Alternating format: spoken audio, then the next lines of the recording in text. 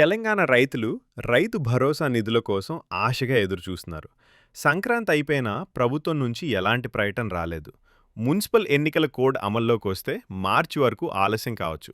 అర్హులైన రైతులకు మాత్రమే సాయం అందించేందుకు ప్రభుత్వం శాటిలైట్ సర్వే నిర్వహిస్తోంది.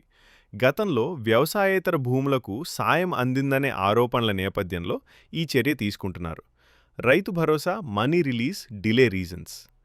రైతు భరోసా డబ్బులు ఎప్పుడు అందరికీ వస్తాయా?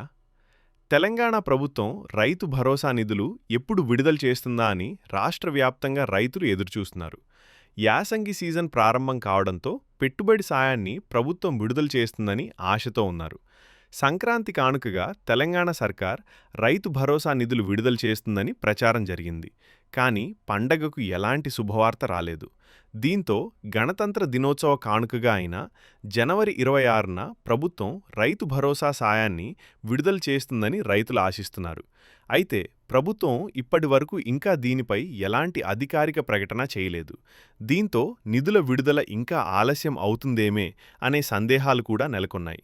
ఒకవేళ ప్రభుత్వం గణతంత్ర దినోత్సవం నాడు కూడా రైతు భరోసా నిధులు విడుదల చేయకపోతే మరింత ఆలస్యం అయ్యే అవకాశం ఉంది. ఫిబ్రవరిలో మున్సిపల్ ఎన్నికల నోటిఫికేషన్ వస్తే ఎన్నికల కోడ్ అమల్లోకి వస్తుంది.